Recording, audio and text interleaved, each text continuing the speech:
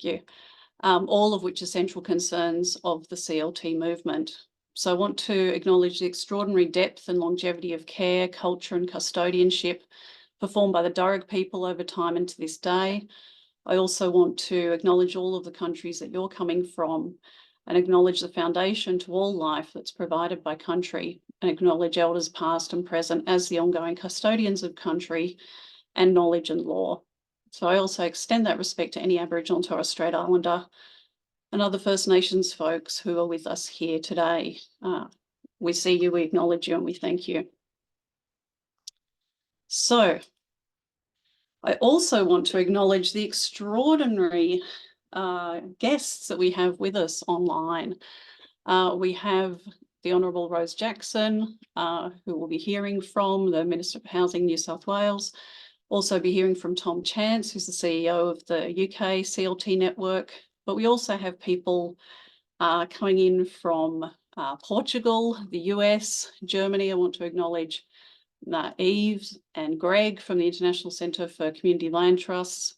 But we also have people here from the Aboriginal Housing Office, Homes New South Wales, Shelter ACT, Shelter New South Wales, Willia Junta in the Northern Territory, local government representatives as well. And I'm sure I've missed people, so please don't feel that that's intentional if I have. I want to acknowledge all of you who have come from around the continent and the globe, some who have been champions for many years, and I want to acknowledge and thank you for all of those efforts.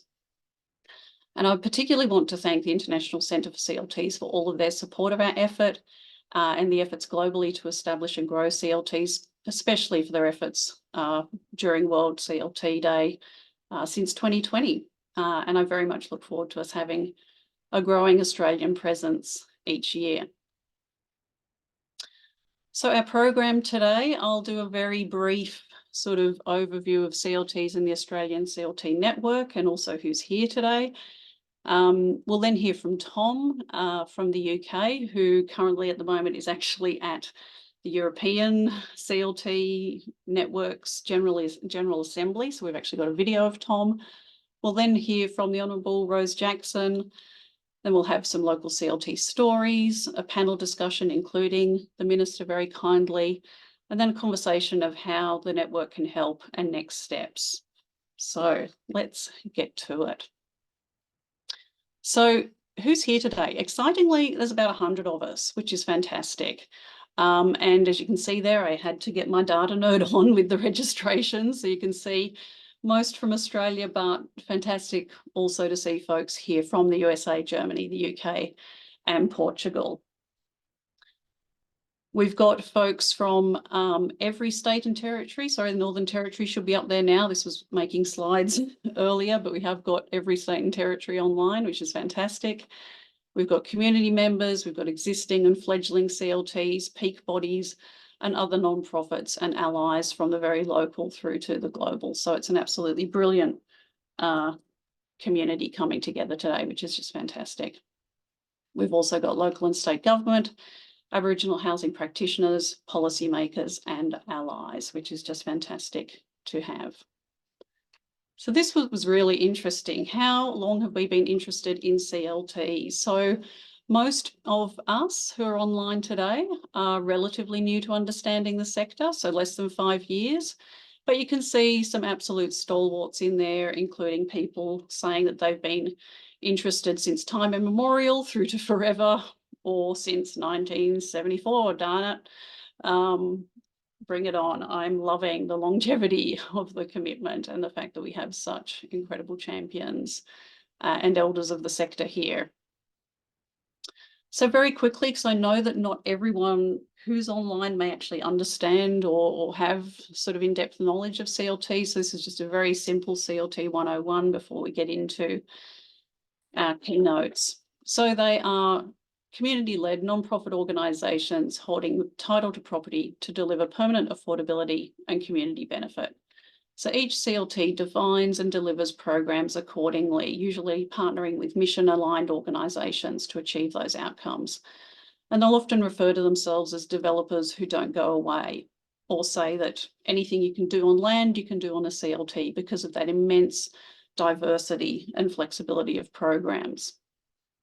So you'll see residential, but also commercial, agricultural, industrial. And I know there were folk who registered saying, they're interested in food justice or CLTs for farmlands. That's absolutely something that we see the sector doing and are keen to support and enable as part of a holistic approach to justice and what appropriate development means on a place-based level.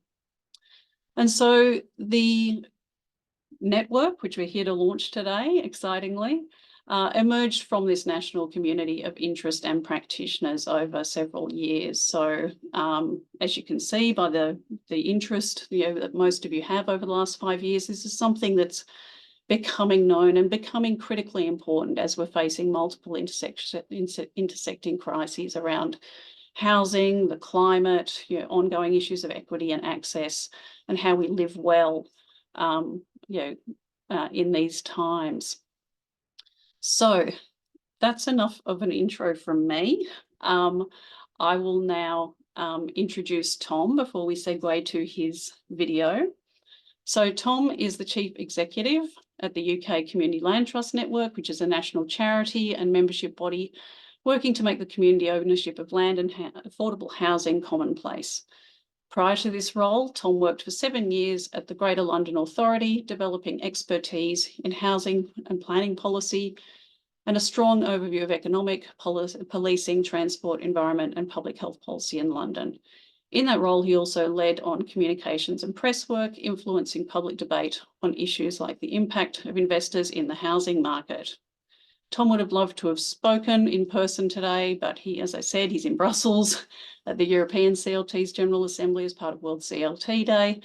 So he did kindly record a keynote presentation for us before embarking on his travel. So I'll quickly stop sharing my slides and I will find Tom's video. So excuse me while I click around a few times. And also just a reminder, if you do want to chat, use the chat function, which will be coming online later. In the meantime, please feel free to put questions into the Q&A function.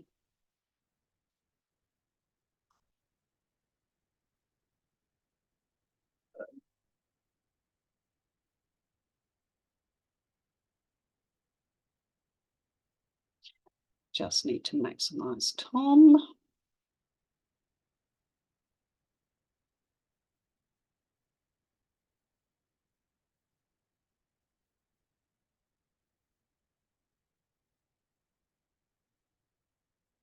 Okay.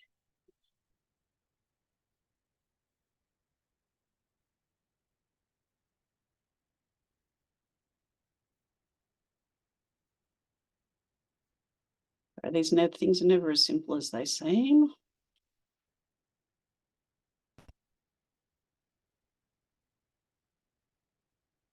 Okay, here is Tom. Hello, I'm really pleased to be speaking to you, although sadly just a recorded video. In celebrating World CLT Day, as you're hearing this, I'm going to be in Berlin at the general meeting of the European CLT network. I'm one of the founding trustees of that network, and it's really exciting to see the development and growth of CLTs across the rest of Europe, in Australia, seeing them emerge more in Brazil, in other parts of the world. And while I represent and work as the Chief Executive for the network of community land trusts in England and Wales, I'm really interested in how people use and interpret the concept in different parts of the world and what we can learn from those to bring back into the UK. And of course, the community land trust model starts in a way in Georgia and the United States, but has its roots in the Gramdam movement of India, garden cities in Britain, Moshav settlements in Israel, and many other examples. So I really think of us as an international movement interested in questions around power and agency and affordability when it comes to land. And of course, Australia has a particular perspective on that with your history of land rights and disputes around land and urban development and rural development, which is intimately connected to the history of the UK, of course, but also very different to our experience in England and Wales. So that's just a bit of a rambling way of saying really excited to see this network get going and hope this will be the start of an ongoing dialogue between us. So we started as a network for community land trusts in 2010, and that was when there were about a dozen pioneering CLTs who between them owned around 70 homes and some other bits and bobs of assets. We're now a network of 350 community land trusts that own about 2,000 assets, including almost 1,800 affordable homes, as well as shops, workspaces, green space, a whole variety of other things that their communities need. And with a pipeline of projects that could see between 7,000 to 20,000 homes, depending on how optimistic you are and how many speculative projects you include. And with an ambition that community land trusts are so wired into the way that our land and housing systems work in the UK that there would be more like 5% of house building every year, with as many as 250,000 homes coming into community hands over the next decade. So that's just to give a bit of a sense of where we've come from and what our ambitions are. When we started out, CLTs were small, scrappy community organisations, mostly in rural parts of Britain, in places like Northumberland in the northeast, a lot of them in Devon and Cornwall down in the southwest, which were places that had a real pressure on affordability of housing for local people. They're often places that are popular for tourism, so there's a lot of holiday homes and second homes in the area, and low wages for local people, and a sense that local people were being priced out of those areas and that no one was doing anything about it. So people seized on the community land trust model as a way that the community could take a lead itself in trying to do something about that. And a lot of them were figuring out how, in the context of the UK, you go about acquiring land, getting the necessary planning permissions, raising the finance, finding the contractors and so on to be able to build your homes. There was also a kind of a growing movement in the early sort of 2010s in quite different contexts, sort of left behind towns and cities in the UK, former industrial centres, which had quite a lot of empty property, quite low values, and real problems with the lack of quality of the kinds of homes that were being provided. Lots of absentee landlords, just basically looking for their kind of, their retirement plan, not really very concerned about what the homes were like and what that meant for the local community. And so in those places, CLTs started trying to buy existing properties and bring them up to scratch and to have more of a role in how those communities could turn themselves around. And in the phrase of a CLT I visited in Boston, to develop without displacement, to kind of develop the area, but not in the process pricing yourself out of that same area. I got interested in CLTs around that time. I was working in City Hall in London, interested actually really in that concept of development without displacement, and saw CLTs partly at the time I understood a tenure model, so what London CLT was doing, which was very much inspired by the American CLTs, a form of low-cost home ownership that would stay more genuinely affordable for people on average incomes. But I also saw them as a way for communities to have some agency in what was happening in their area, where currently the private sector and the public sector together are making all the decisions, and local people just feel kind of left out and then often driven out by what then happens. And it's especially sad when people put a lot of time into improving their area, whether through community groups or there might be a local business. They try to bring some prosperity into the area, and then they find that those that own the land decide, we're going to raise the rents, and then suddenly they're priced out and those residents or those businesses have to move on. And I thought, well, how can we have a model of development in London, or indeed the rest of the UK or the world, in which citizens have some agency in that process and some security that it will improve their lives and they can stay there and build really successful, thriving communities, rather than the one we have at the moment. And for me, that's where the community land trust model comes in. So in the UK, actually, of those affordable homes, 3/4 of the affordable homes built by CLTs here have been social housing. So it's rented at very low rents, aimed at people on minimum wage or on, if they're on pensioners, just on pension benefit and so on.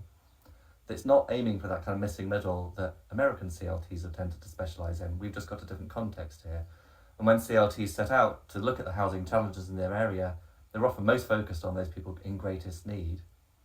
There's also been CLTs really interested in particular other categories of needs, so people who have particular disabilities or other sorts of housing need, or some have looked at, another sort of community initiatives looked at, say, the needs of older LGBTQ2 people who, as I've heard it put, don't want to go back into the closet when they retire, or when they want to move into a residential setting.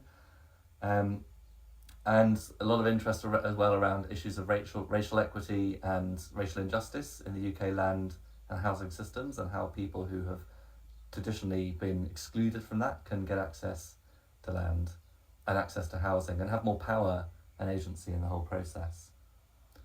So that understanding of what a community land trust is, what it does, why we care about it, has really evolved over the last 10 or 15 years through people taking it and trying to apply it to their problems. And we as a national body have been trying to make sense of all that, and at the same time create a cohesion for the movement and a way for government and others to then be able to engage with this concept. So our network was formed to give us a national voice, so that these CLTs weren't just all isolated community initiatives, and with the ambition that this would become mainstream, not just a niche. So a lot of our work has focused on advocacy with regional and national government, and obviously our strategy is partly the peculiarities of the British system, which are similar but different to those in Australia. But we've had a lot of success and traction with national government, with ministers getting a lot of lobbying from constituency MPs via our members. So sort of bottom up, making members of parliament around the country aware of what CLTs are trying to do in their constituencies, and then putting that message to ministers to say, government should be supportive, and government has tended to want to be supportive of communities being part of the solution, communities as builders, not blockers, if they're given the right tools. So we've had over £100 million of government finance going to community land trusts. We've recently had new policy in the national planning policy, recognising community-led development and giving new opportunities to CLTs, and recognition in reforms the government is bringing through around the leasehold law. And these all reflect the particular way that people have tried to apply the CLT model within the context of the British system, so the legal, financial and so on context, which is different to other countries. And certainly Australia, the differences between the UK and Australian systems of leasehold and common hold and so on, again create a puzzle, and you'll find a way to develop CLT models that will suit Australia, that maybe learns from but won't be the same as what we've done in the UK. So there's been real success and progress, and to now have that many CLTs with that many assets and that much development coming through is a real credit to the kind of power of what communities can do. But we still feel that it is very, very marginal in the system, and while we have had some success, it's still difficult for community land trusts to access the main levers in that system. So if you want to get into the main government financing programmes for housing development, there are all sorts of regulatory and administrative hurdles to that. And also those systems are geared around the needs of the incumbent players, so well-capitalised, asset-rich organisations that can afford to take commercial risks, for example, in a way that communities can't. And in the UK, over the past 30 years, our development system has become increasingly concentrated in the hands of a shrinking number of very large developers, whether private sector or social sector, and it's very hard for new entrants to get in. And so we face similar challenges to any other sort of new entrants in trying to diversify the market. And that's a big systemic challenge that can't be solved just by us offering some peer support to CLTs and getting a bit of grant funding here and there for some interesting experiments. If we want this to really take off, we need more systems level change. So building on some of that track record we've had in communities and with politicians, we launched our manifesto in February, which calls for the next government after our general election to make those sorts of changes. And there are broadly 3 areas that we want to change. So one is to create the opportunities for communities to be able to do this through reforming the planning system, the affordable housing finance system, and so on. So it's commonplace that if communities see an opportunity for development, they're able to make that happen and take that forward, and then bring in the partners, commercial or social sector or local government, to make those projects happen in a way that the community is in control of and owns the results of. And if other development is coming forward anyway in their area, if local government is allocating sites for development, if developers are building those out, there's a way for communities to be part of that process and to then own and steward some of the assets that are built from it.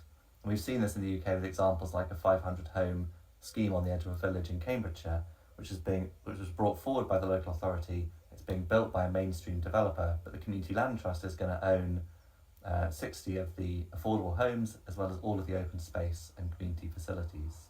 So how can we make that embedded in the system?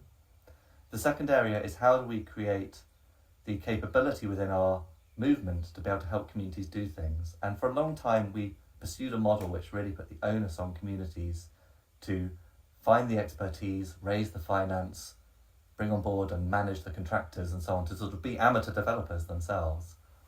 But what we realised is actually 3/4 of the successful projects here have been in partnership with developers and housing associations, where those partners do that heavy lifting, bring the commercial acumen, the access to finance and so on. But it's hard for those actors to come in and partner directly with CLTs. You need intermediaries to facilitate those relationships.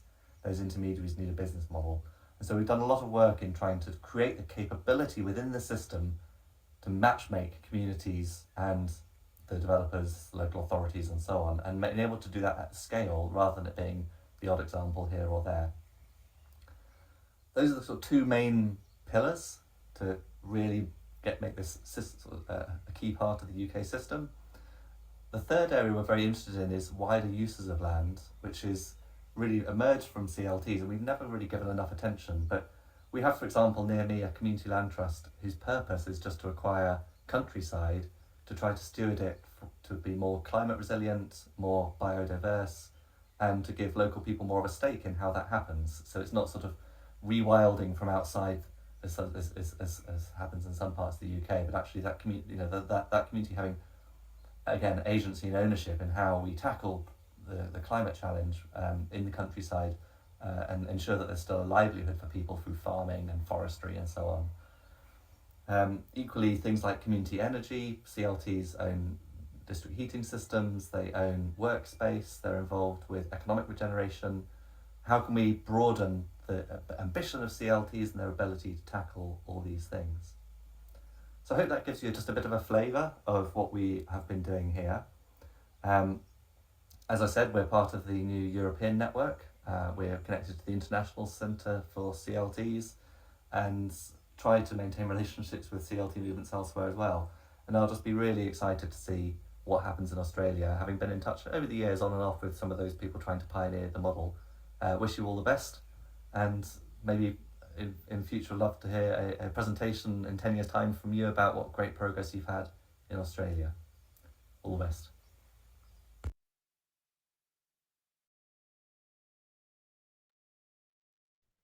Okay, so excellent to hear from the growth and lessons from the UK. And I think particularly encouraging to hear Tom's description as the start of a small and scrappy sector and what it's now grown to with the help of the network. And I think there were sort of a few key lessons in there that really, or key points that really resonate with the situation here in Australia, talking about the role of community agency and talking about community being understood now as enablers rather than blockers. Builders, not blockers, but given the right opportunities, which I think is a really key thing there.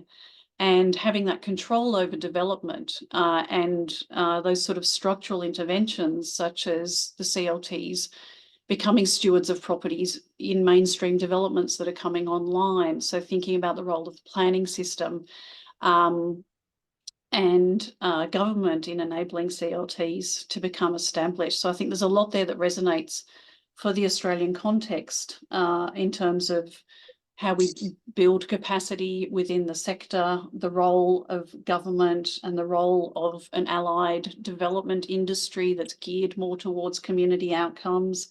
But also that interesting point around the wider use of land and thinking about CLTs not just for housing, but also for things like biodiversity and climate resilience. And as we mentioned briefly before, also food. But I can now see that we have the Minister with us, which is fantastic. Good morning. It's fantastic to have you with us. So I will just very quickly share my slides again, if I can just get my multiple screens to behave for me. Let me just get out of there.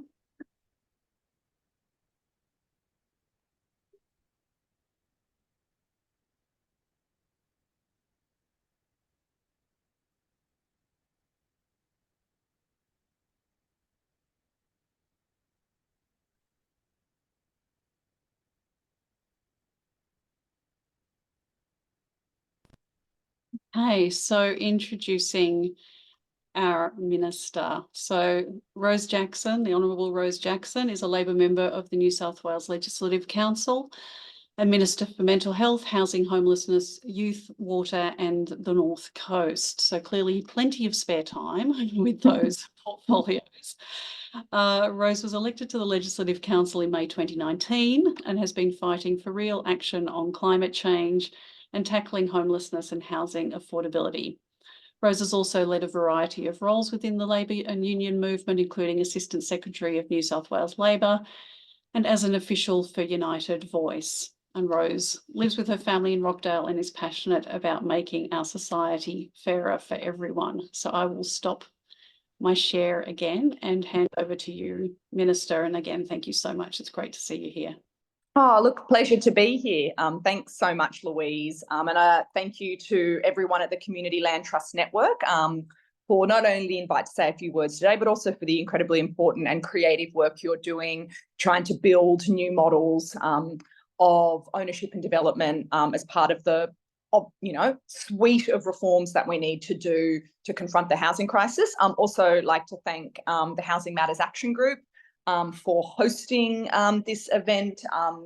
Lovely to sort of connect online with you again. Obviously had a little bit to do with this wonderful grassroots organisation before, and very, very keen to make as many connections as I can to local groups who bring community together as part of serious and practical work to deliver the affordable housing we need.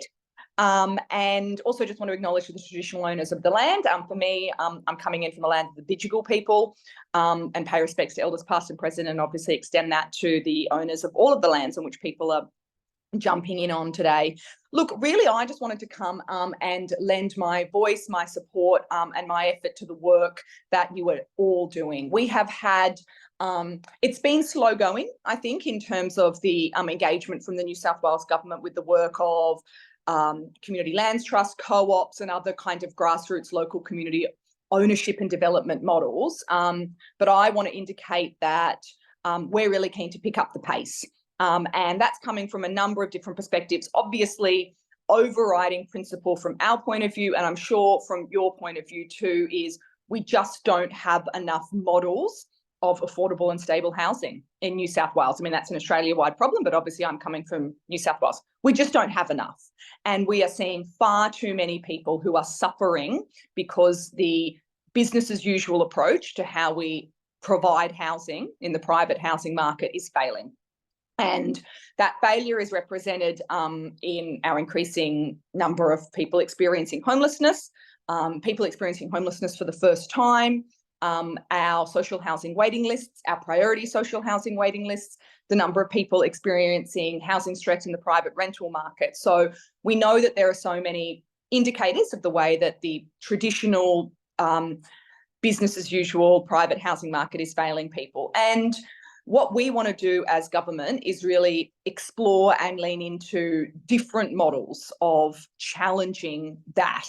And I think that community lands trusts and co-op and grassroots ownership and development models are a really important part of that conversation, which is why I'm so excited that the network's also sort of really getting up and running and getting some juice behind it. We want to be part of that.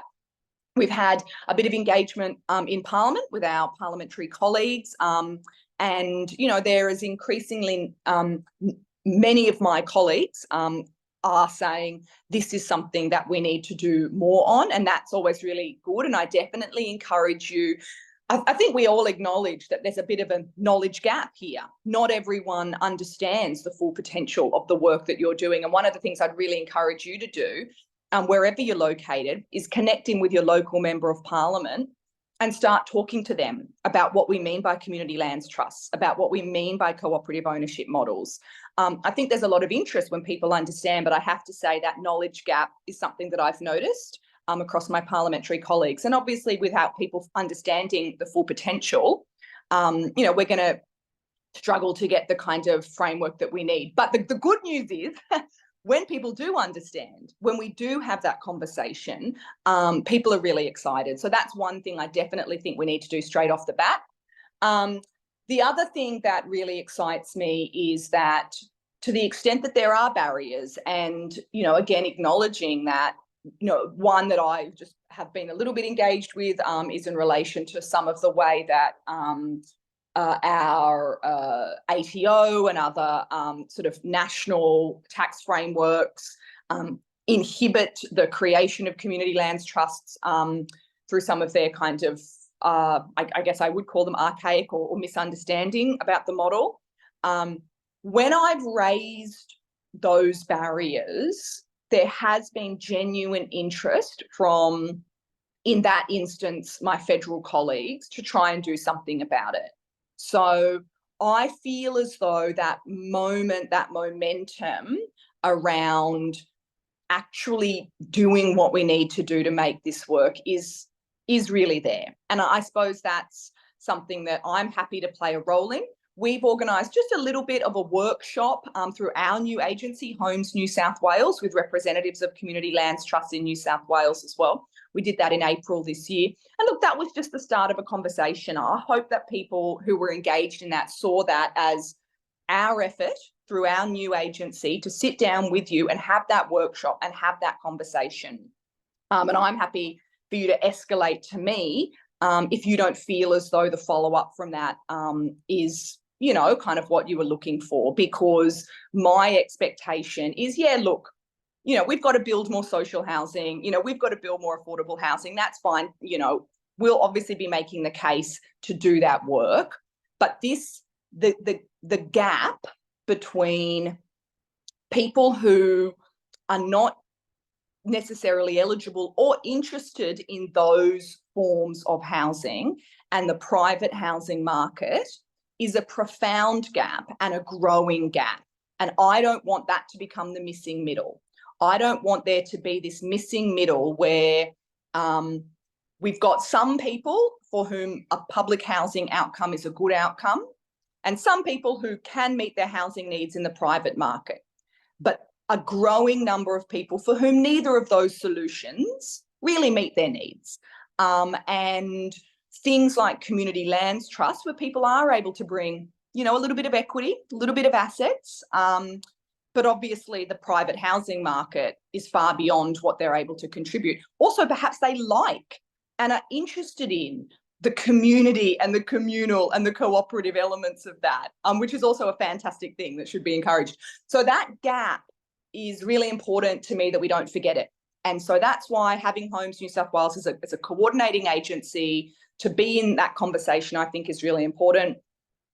I probably just will leave my comments there because all I really wanted to say is I feel as though a lot of the people who have been engaged from your end have felt as though it's a bit of a Sisyphean task getting this project up the ground, and it's a little bit been 2 steps forward and 1 step back. And I just really want to say I want to be a partner with you in growing knowledge, removing barriers and making conversations work.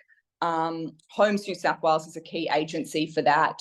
But as I said, my key role is to make that engagement work from Homes New South Wales. And I really want to say the key thing that I think you can do in the short term is make sure every single member of parliament in New South Wales knows about this potential and understands, that there's a lot to be gained for members of their community to be encouraged and have pathways to have grassroots cooperative ownership and development. There's a lot to be gained if they learn about it and are partners in promoting it. So anyway, that's probably it from me. I hope those are okay comments. And I'm then we're perhaps going to have a little bit of a panel discussion. Is that right? Or, yep, that sounds great.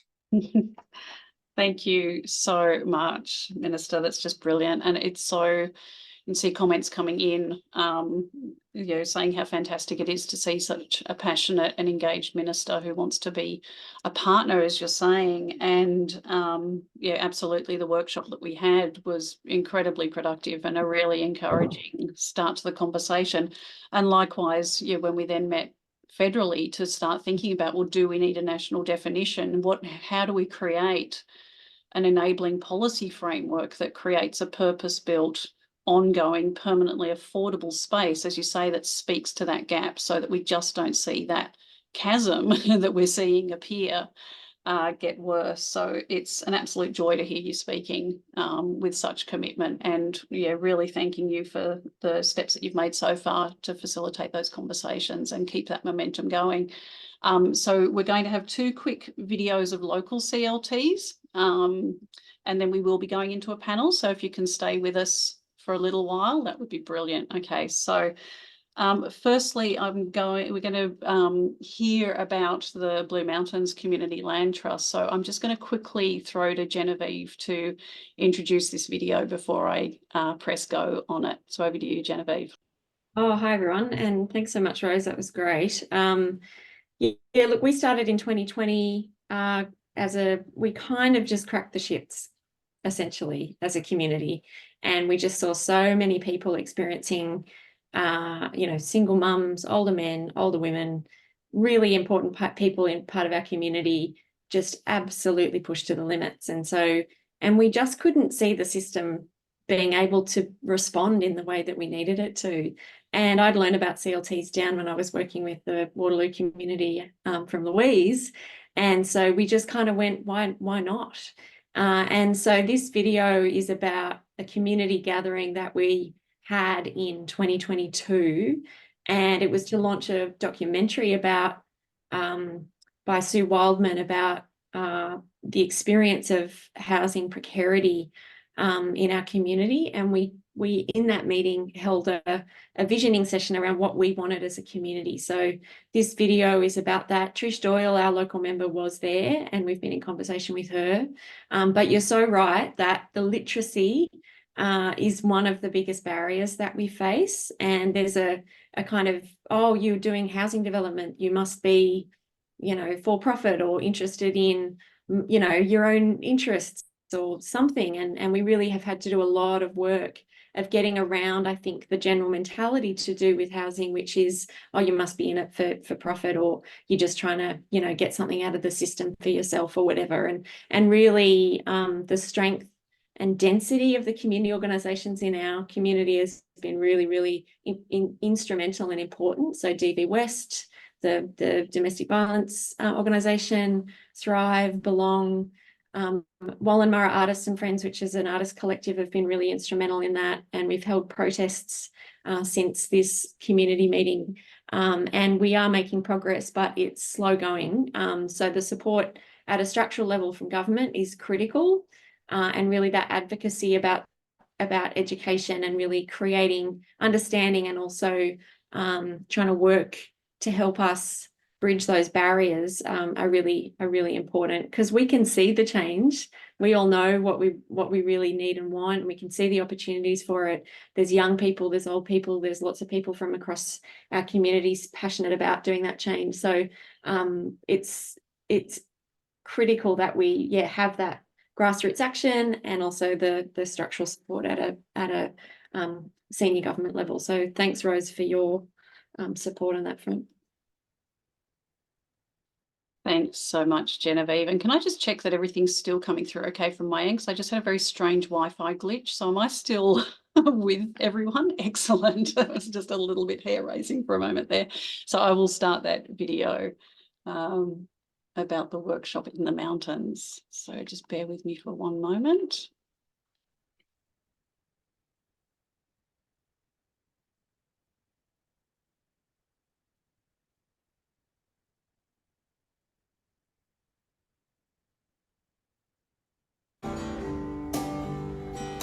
Let's hope this isn't just about the environment, you see. Let's house all living things.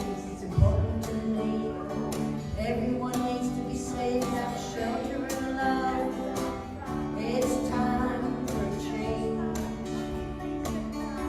We do have a caring community, and I know that there are large numbers of people who are couch surfing, who are house sitting, but you take out a huge section of the community as far as options go when you see the Airbnb numbers like triple, and the prices of housing bought up, especially through COVID, by Sydney-siders escaping, you know, the huge prices there. This is a little more affordable. It makes it less affordable for locals. So huge problems needing new solutions. Community land trusts are permanently affordable housing that is governed by a really strong community voice. So they're non-profit community-based organisations that hold title to property in perpetuity to deliver a range of permanently affordable housing options and community benefit. When you have people who turn up at their local member's office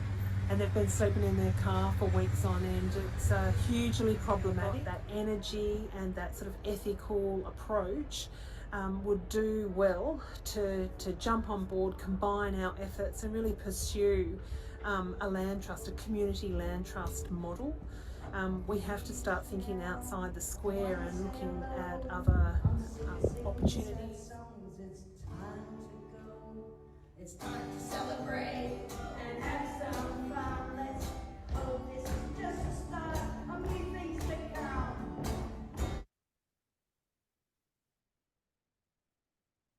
And so great to see the breadth and depth of community involvement there, and also having Auntie Jacinta starting and finishing the story there. If you need to follow up on any of the CLTs that we're showcasing as well, they are linked on the Australian Community Land Trust website, australiancltnetwork.org.au, and you can click through to Blue Mountains and our next example, Waterfall Way, and other CLTs that are visible in Australia at the moment. So on that, I will hand over to Kerry to talk about Waterfall Way.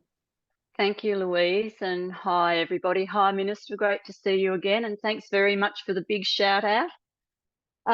Waterfall Way CLTs come out of the Housing Matters Action Group. We're a group of local residents around the Bellingen Shire area on the beautiful mid-north coast in Gumbaynggirr country. We've been working on this since 2018. But are very pleased to more recently have been backed by the Siddle Family Foundation to establish the Waterfall Way Community Land Trust in our area. And a big shout out to some of my friends and colleagues who are also, I know, online from the region. Our focus really is the missing middle. Really appreciated your comments about wanting to sort of avoid getting into that place, but we actually think we're already there. And the affordability stats, which you'll see in our little video in a tick, really show that local workers just can't afford to rent and buy in our region. And that's why we think the Community Land Trust is one of many local answers that we need to develop. Just also a big shout out to Bellingen Shire Council, who've partnered with us all the way through on this and helped commission a feasibility study through the joint organisation of regional councils that is really good reading for people who are interested in setting up a CLT in their area. That identified two big barriers: access to low or no cost land and mortgage finance, and we're working hard on both. But certainly anything the Minister can do to help make access to underutilised government-owned land would be a fantastic step forward. But with that, I just would really like to say it's very exciting to be here with everybody and introduce you to our little NAF video celebrating World CLT Day. NAF is awesome. It's a wonderful piece of cinema. So let's get sharing again.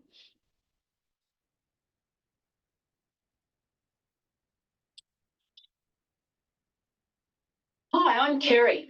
Hi, I'm Rose. And we're working to establish the Waterfall Way Community Land Trust. And we're excited to be joining you on World CLT Day. Sure are.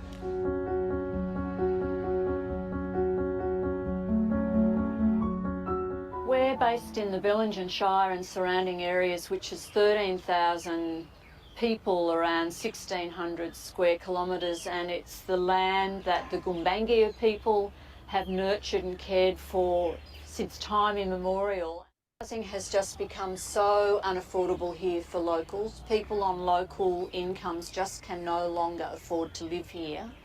The system is broken, and this work that we're doing together right across the community is about trying to bust it apart so we've got some other options into the future. Keep our community alive and thriving. What we're trying to do in the Community Land Trust project and the movement is to actually create affordable housing that stays affordable, because we take the land part of the house out of the marketplace. Well, the opportunity is to really create a stratum of home ownership at a local level that is affordable and stays affordable for people into the future. So the Community Land Trust, why it interests us is because it's community driven and led and community owned. And if we're going to make a dent in our housing issue, then we need to think about different ownership models to the ones that we've got now. So we're interested because of its philosophy, we're interested because it's community driven, but we're also interested in it because it's new here. And we think that new innovative things, particularly things that have been proven to work in other places, adapted, are some of the best ways that we can look at cracking the problem.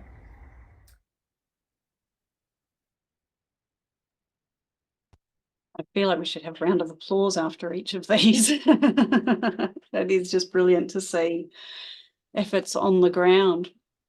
And so we're now going to segue into our panel conversation. So I'll be stepping back as chair and handing over to my dear friend and long-standing colleague, now Emeritus Professor Peter Phibbs, joining us from wonderful and aurora-bathed Tasmania. And he'll be chairing myself, Genevieve Kerry, and the Housing Minister, and talking us through a few questions. So over to you, Peter. Yeah, thanks very much, Louise. And yeah, beaming in from a very cold Hobart. And I just again like to acknowledge that I'm doing that on Aboriginal land. It's the land of Murrawina people in Hobart. And hi to you, Karen. Thank you for that message from the chat. We've got a good representation from all over Australia. And yeah, look, thanks very much for joining us. And I'm very excited to be part of the Australian CLT network. And my mission, Minister, because you probably realise when you're emeritus, it means you're pretty old. I'm determined to go to the opening of a CLT in New South Wales with a real dwelling and real people living in it before I shuffle off the coil. So no pressure, everybody, but I'm not getting any younger. So look, we've got a few questions in chat, and in the Q&A. So please, if you've got a question you'd like to ask any of the panelists, including the Minister, please throw that into the Q&A.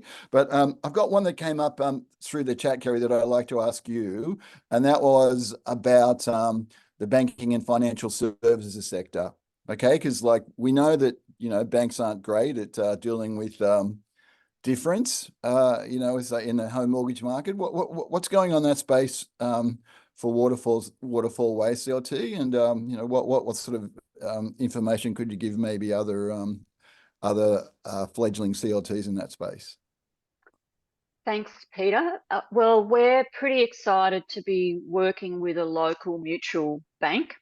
They're not quite ready to go public, so I'm not in a position to name them at the moment, but they're a local credit union who are really interested in looking at the feasibility of providing mortgage finance for resident members of CLTs to be co-owners. They're taking this really seriously. They're currently doing a bunch of risk assessments. They're working with us very closely, and they're pretty confident they're going to find a way through. And if they're able to crack this nut, it will be the first time that there's been mortgage finance available in Australia for this sort of community-led shared equity venture, which will all of a sudden make it, much more feasible. So the general manager of that mutual bank is on our advisory group. We're working really closely together. It's a bit of a watch this space, but we're really hoping that we'll be able to share more tangible information soon. Great. It's exciting. Thanks, Kerry. That is a very good development. Working with the banking sector rather than going to try and jawbone them with a different product. Look, Genevieve, I think a lot of people would have been very impressed with the film. That sort of grassroots approach you're taking to developing the trust. The fact that you did say it was cracked from the great frustration you're having in the housing market in the Blue Mountains. That's hasn't been assisted by short-term rentals. I'm taking a lot of the long-term rental stock. That's another story. But what do you think the missing ingredient is? You guys have been at it for a while. What do you really need to keep moving forward as an organisation? And getting closer to. Yeah, thanks, Peter. I think Arnie Kerry, who's been part of the CLT from the start, said it most accurately, which is we need land and we need some money. We've got such amazing partnerships in place. We've been through Indigenous-led governance training. So we've got people with lived experience of First Nations and non-Indigenous background on our committee working towards incorporation at the moment. And people want to see the tangible outcomes now. And so that's an exciting place to be. We've also, through our advocacy, had luck with council. We've had some lovely people within our local council really trying to understand and also committed to helping the CLT. So we were in their housing affordability report, or community land trusts were. And I think that was one of the firsts. And now they're developing their housing affordability policy, which we've had some input into. And from what I know from our local councillors, there is some land under consideration for the community land trust. So there's hope moving forward. And I think the meeting with Homes New South Wales was really interesting, Rose. And one thing that they said was, we need the activism, we need the community telling us that CLTs are a good solution, and we need that political support and policy. And so there's sort of that sandwich from both ends to get it to happen. But I think there's such desperation from community, and there's such desperation from government to know to find solutions, because we know there's people in government and who really are committed to making sure that we're doing long-term solutions to the housing crisis. And I think from our perspective, being in a World Heritage area, we've got really tight environmental constraints, and we've got really tight fire and bush constraints. So there's this other sort of overarching care for country and community that's connected, and it's not just about housing, but it's about home and belonging and living environments that support not just us, but all species. And that's, I think, where community land trusts can really make a huge difference. The developer-led solutions to the housing crisis don't touch the sides for our community and won't, and they deliver really bad outcomes in terms of built outcomes.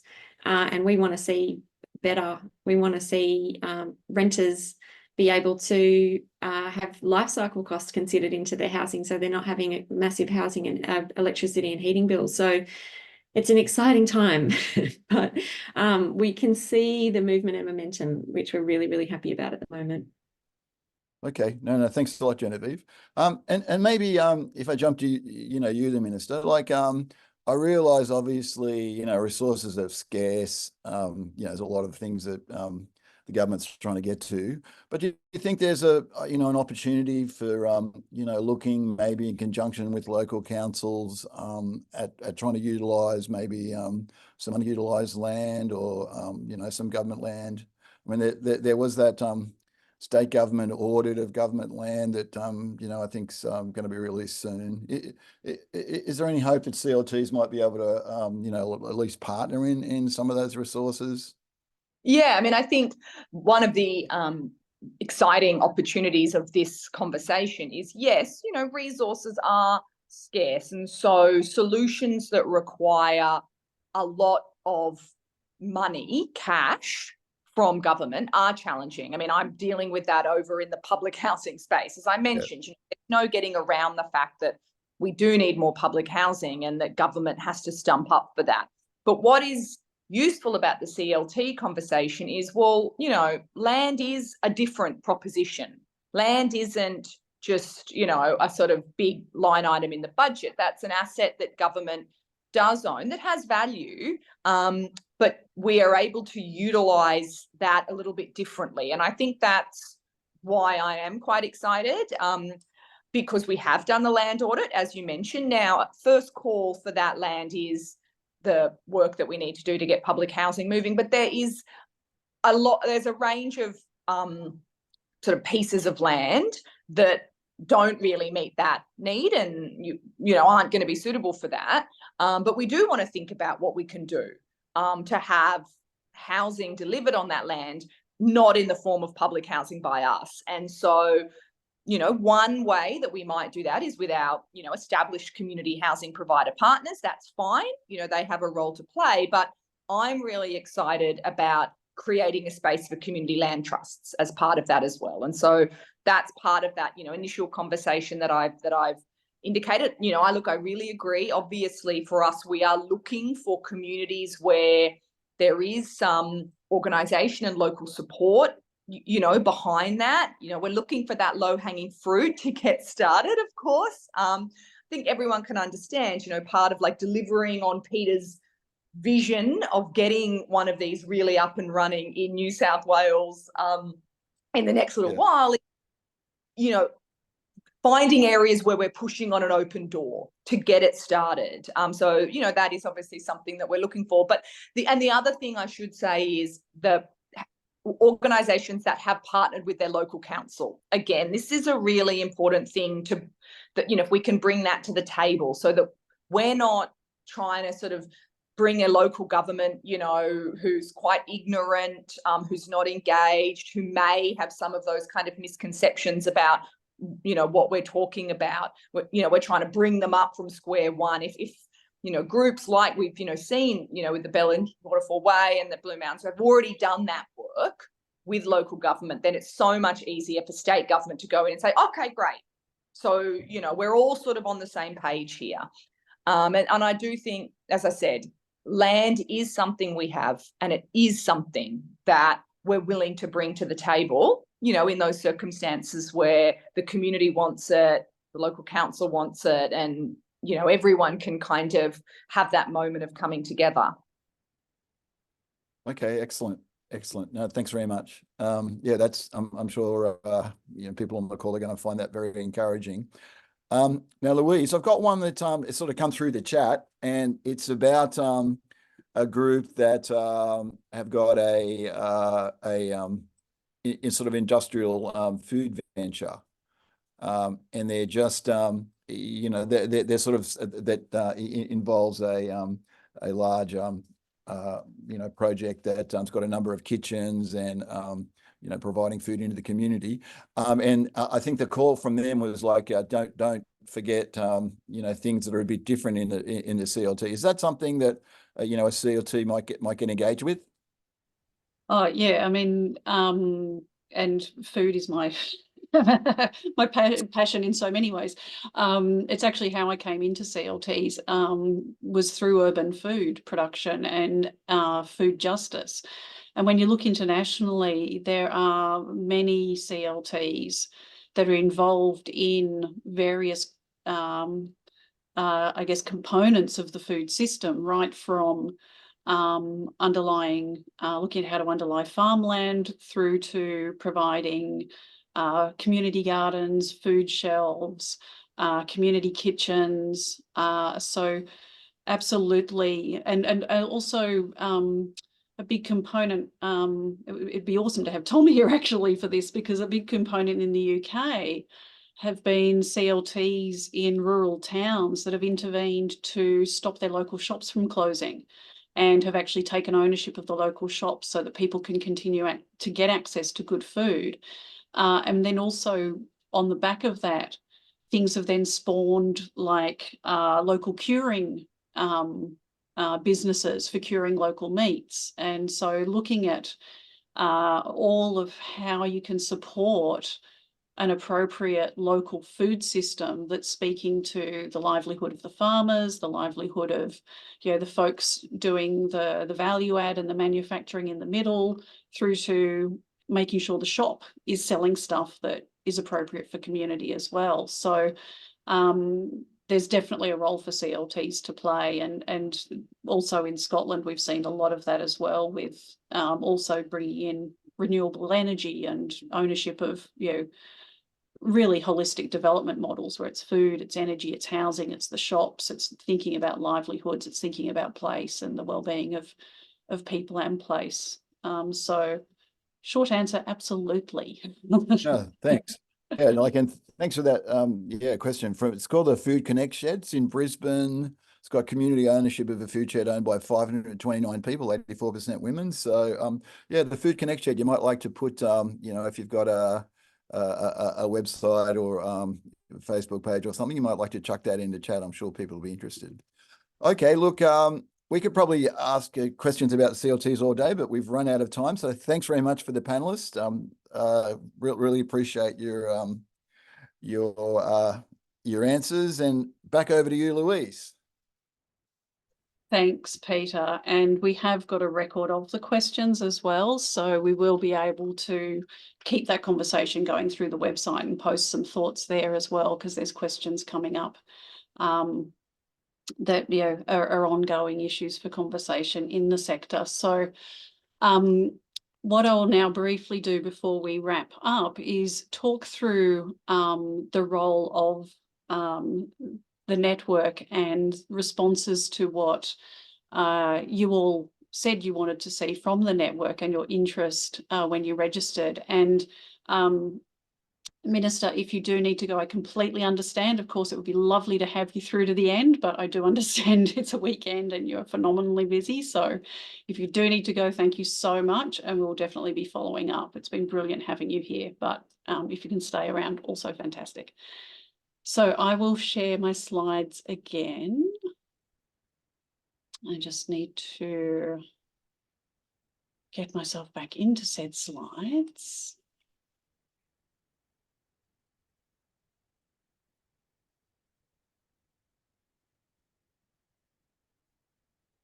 Okay.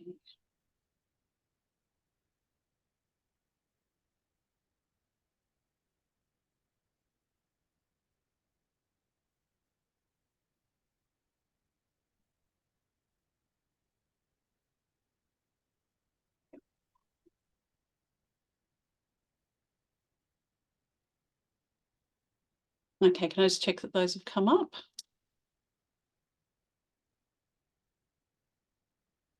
Excellent. Okay, thanks. So where we're at now is really thinking about what, in light of everything that we've been talking about and the issues that we've been covering, what the network can do. And so, as you know, when you registered, we asked you how you think the network can help. And so I've put together a very brief sort of summary of that, having looked at it last night, but obviously we'll be taking this forward as the strategy for the network. And a call in this, if you haven't already joined, to please join, and there'll be emails coming out with the links to that, but there's also a membership form on the network's website, which was dropped into the chat before. So please do join up and get involved, because the more of us, the better. And there's obviously so much great thinking and capacity and action amongst everyone, as we've seen in the chat. But what we saw when we asked, what can we do? What can the network do? There's very much a desire for how CLTs can support the current aspirations of all of the work that you're doing. So, and that was from across work with Aboriginal communities, local government, communities seeking affordable housing, but then also the sort of intentional community end of it as well, where groups are formed trying to establish co-ops or co-housing or eco-village developments, and what role CLTs can play in enabling those. And that is a common partnership internationally, where you see a CLT in partnership with a co-op or with a co-housing development or an eco-village community. So those are absolutely relationships that we can look at strengthening and looking at what's been done internationally. And I know there were people here from the US and other countries specifically offering to speak to that. So we've got extraordinary resources that we can tap into in terms of, well, how do we build those partnerships and how do we get them to work and how do they stack up?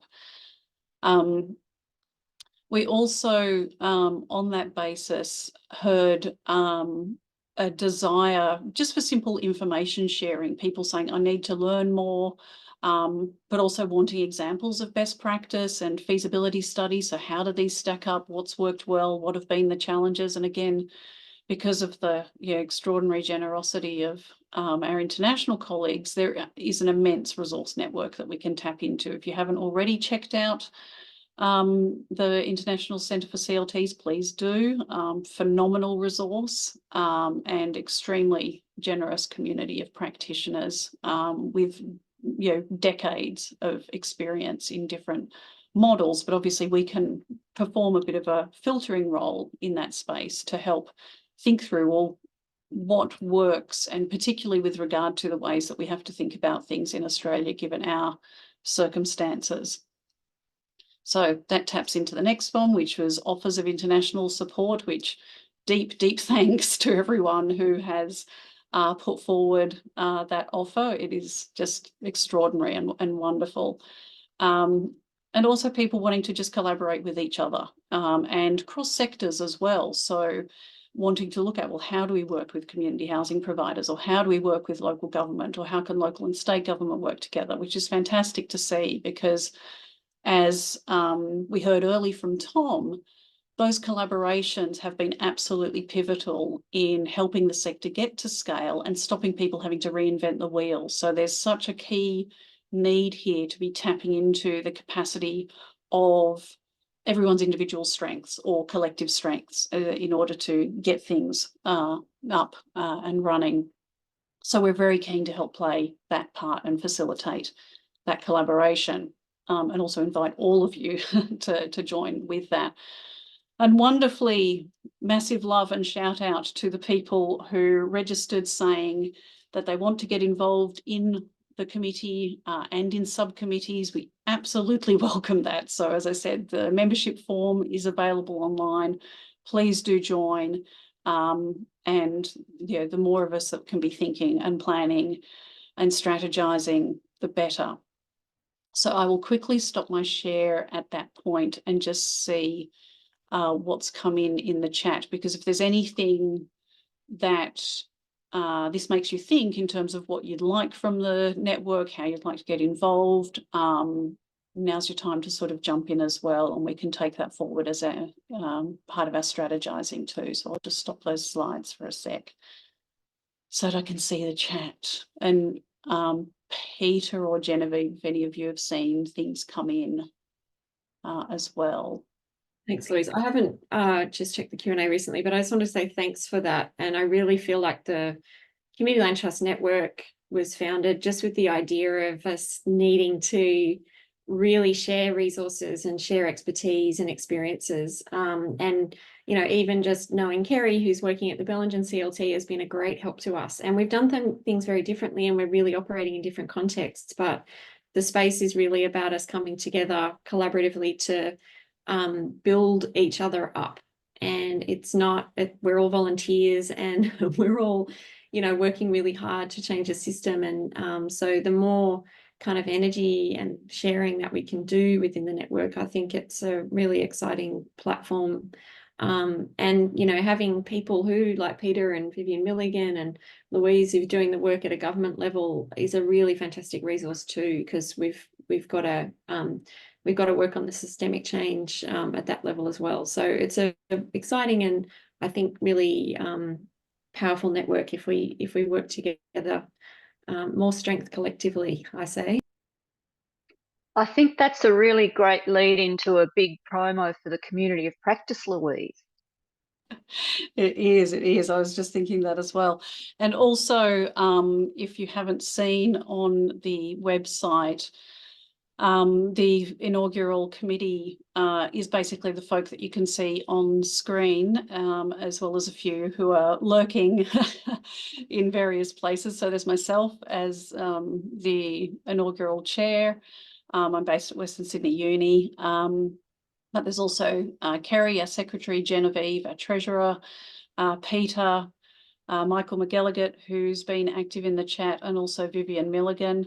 And we are looking to extend the committee and have appropriate First Nations representation on there going forward as well. And yes, Michael, you do have a fabulous face for radio. I just saw that go through. And also a shout out for the next community of practice, which the date is in the chat there. And we will be sending out a follow-up email with the details around where the membership form is, the registration for the community of practice, and the next steps of how you can get involved. But Genevieve, I briefly saw your hand as well. Yeah, look, there was one question in the chat that I wanted to respond to, Tracy Adams from Mulaney. And that was just about the role of state and local government in making policy. I mean, for the most part, as we talked about earlier, the literacy at a local and state government level is fairly limited. So a lot of the work that we've done is advocating with council to educate them and really build a partnership through that advocacy with them. So say, look, hey, we're a local organisation and we're interested in housing affordability, and this is a model that's new, but really I think could work to meet your ambitions as well as our ambitions. And that, you know, there aren't a lot of policy settings really that enable CLTs directly, but CLTs obviously are just like any other housing development. It's just that the land is dealt with in a different way. So you're still facing constraints in terms of development control plans and LEPs and all of that and zoning, but you're just doing it in a very different way.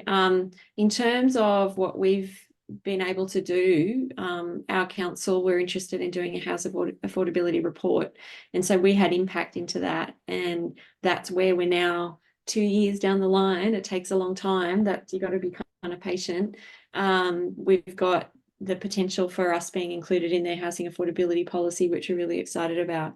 But the advocacy is hard work when you don't have a council that might be open to ideas. And we've really found that just being slow, patient, consistent, and also building those relationships and is really, really fantastic in terms of what responses you can get from council slowly over time.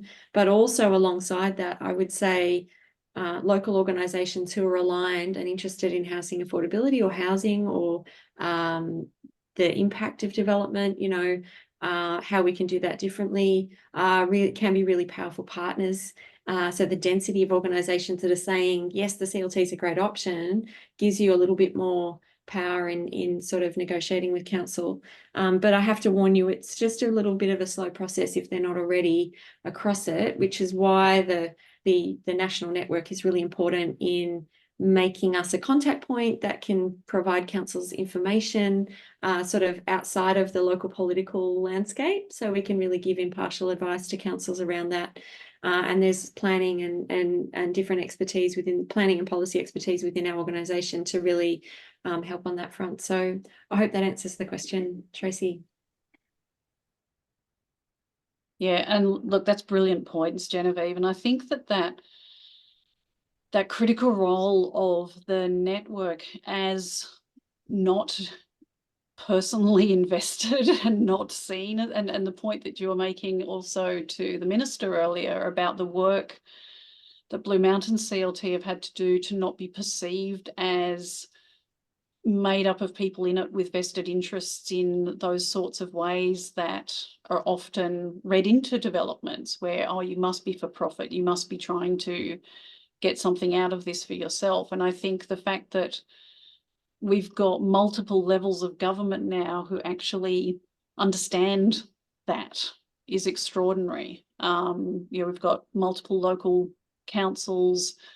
We've obviously got the state, and I know Rose is speaking to her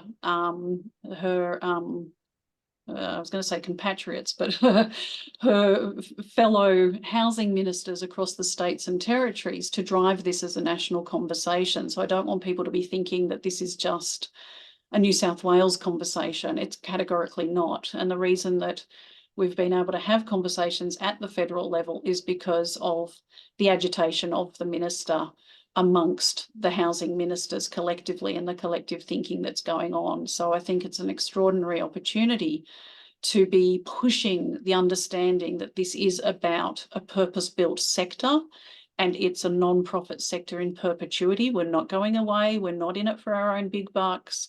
And this is something that's here for the long haul, because the conversations that we've had federally have largely been about allaying that fear, and a lot of the misunderstanding around CLTs at that level is coming from a position of expecting that someone in the CLT is trying to make a buck out of it. And so just those conversations around what are the organisational objectives, how mission bound are they? It's written into the DNA of the organisation that no, we're not in here to make money out of this for ourselves, and it's not about to be flipped on the open market so everyone can jettison off to go skiing in Canada.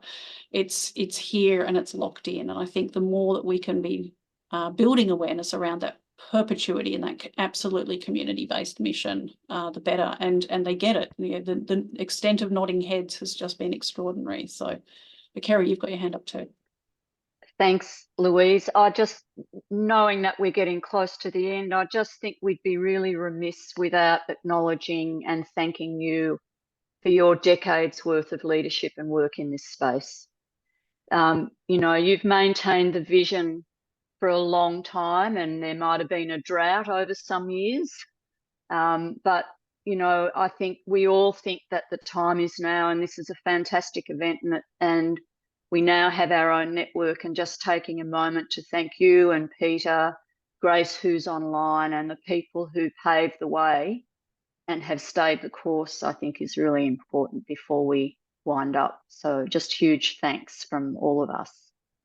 No, thanks so much. And it is absolutely a team effort though. Like, it is just so absolutely brilliant to see who's here with us online. I mean, Karen made the point of the housing superstars, but speaking as one herself, and it's just extraordinary to see who's here, and it is a collective effort, and obviously all of the absolute giants from internationally who have helped us along and who are with us today as well. So it's absolutely a collective effort, but I do deeply appreciate the thanks as well for the work that we've all been doing.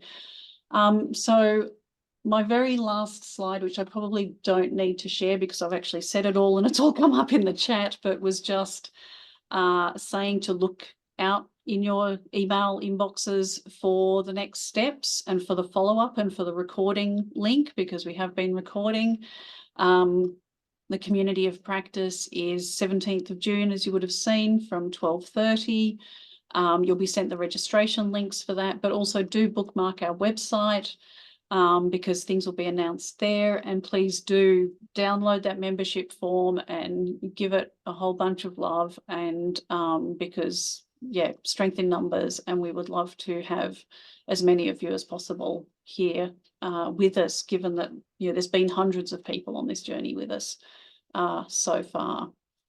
So unless there's anything else from my fellow board members, I may wrap us up so people can get to their Saturdays or their Friday nights. Thank you so much to our internationals as well, and looking forward to seeing you all and working together on this into the future. So have a great day, and thank you so much.